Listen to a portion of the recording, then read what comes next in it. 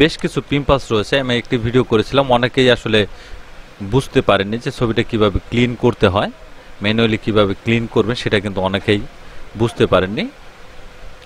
সেক্ষেত্রে আমি আবার একদম লাইভে আমি প্রসেসটা দেখিয়ে দিচ্ছি আপনাদের, একটু ফলো করবেন সবাই। এখানে দেখুন যে পিম্পলসগুলো রয়েছে সেটা আপনি 2-3 ধাপে এটা আপনি ক্লিয়ার করে নিতে পারেন। এই যে পিম্পলসগুলো রয়েছে এগুলো আপনি ক্লিয়ার করে নিতে পারেন। আমি 2-3টি পদ্ধতি আপনাদের দেখিয়ে দিব কিভাবে খুব সহজে একটি ছবিকে আপনি সুন্দর করতে পারবেন।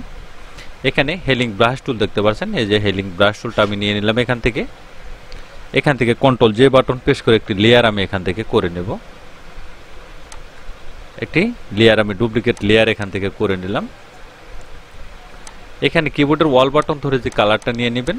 এখন যদি আপনি ক্লিক করেন তাহলে দেখবেন যে পিম্পলসগুলো ছিল সেগুলো কিন্তু এখান থেকে একটু ভ্যানিশ হয়ে যাবে। দেখতে পাচ্ছেন এগুলো কিন্তু ভ্যানিশ হচ্ছে।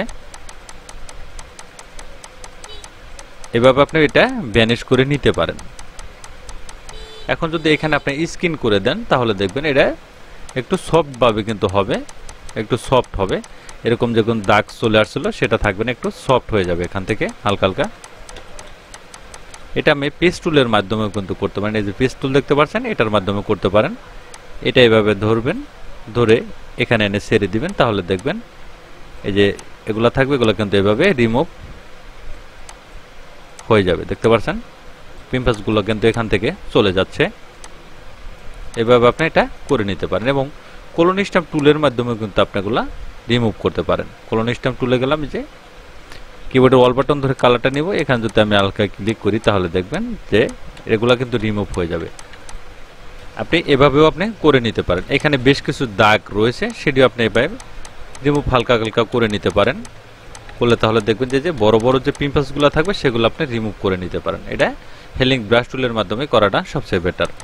এখন দুটি দেখুন, এটাই পিম্পলস ছিল, এটা আমি মোটামুটি একটু রিমুভ করে নিয়েছি। দুটি লেয়ার এক করব কন্ট্রোল ই বাটন প্রেস করে, এবং কি আরেকটি লেয়ার করব ডুপ্লিকেট।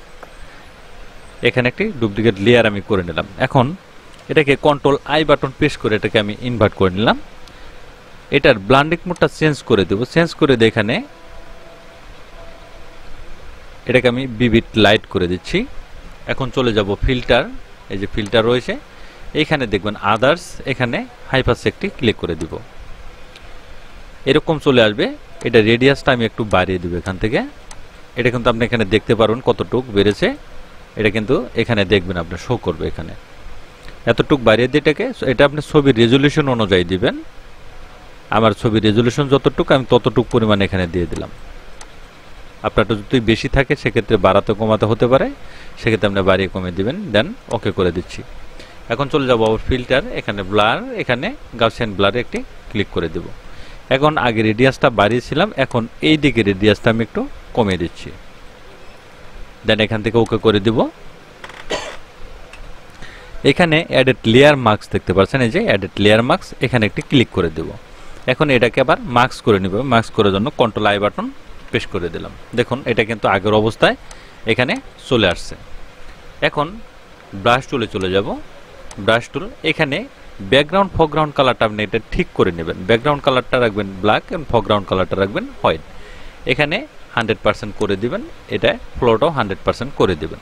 এখন যদি আপনি এখানে ঘষেন তাহলে দেখবেন এই যে ফেসটা থাকবে, সেই ফেসটা কিন্তু এখান থেকে একদম স্মুথ হয়ে যাবে এবং কি পিম্পলসগুলো কিন্তু এখান থেকে রিমুভ হয়ে যাবে। দেখতে পাচ্ছেন আমি পুরোটা এইভাবে কাজটা করে নিচ্ছি।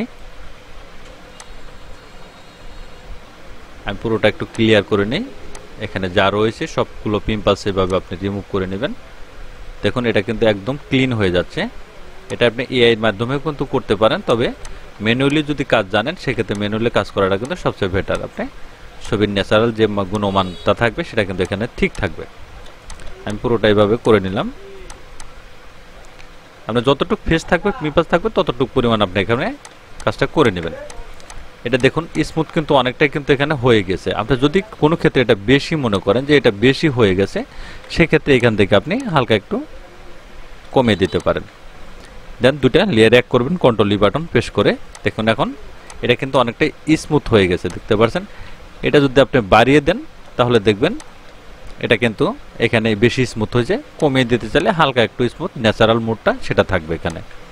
দুটি লেয়ার এক করব, কন্ট্রোল ই বাটন প্রেস করে দিয়ে এখন ফিল্টারে যাব, ইমেজ নমিক নয়েজ ইওর প্রফেশনাল। এখান থেকে আমি ছবিটাকে আরেকটু স্মুথ করে নিতে পারেন এবং কি এখান থেকে শার্পেন করতে পারেন। আমি লুমিনেন্সটা বাড়িয়ে দিচ্ছি এখান থেকে, দেন ওকে করে দিলাম। দেখুন ছবিটা কিন্তু অনেকটা সুন্দর হয়ে গেছে। এখান থেকে কন্ট্রোল এম বাটন প্রেস করে দেব, কন্ট্রোল এম বাটন প্রেস করে এটার কাজটা আমি একটু হালকা এখান থেকে একটু বাড়িয়ে দিলাম। এখন দেখুন ছবির ন্যাচারাল যে মুডটা ছিল সেটাও ঠিক রয়েছে এবং মুখে যে পিম্পলসগুলো ছিল সেটাও কিন্তু এখানে ঠিকই রয়েছে। দেখতে পাচ্ছেন ছবিটা কিন্তু অনেকটা সুন্দর হয়ে গেছে। এটা আমি সেভ করে নিচ্ছি, control shift S button press করে এখানে আমি সেভ করে নিলাম। এখান থেকে সেভ করে নিচ্ছি, আমি এটাকে ডিলিট করে দিচ্ছি। দুটি ছবি আমি এখান থেকে ওপেন করে নেব। এই দুটি ছবির তফাৎ যদি আপনি দেখেন, এই ছবিটা অনেকটা পিম্পলস রয়েছে, এটা কিন্তু অনেকটা পিম্পলস নেই, এটা একদম ক্লিয়ার হয়ে গেছে।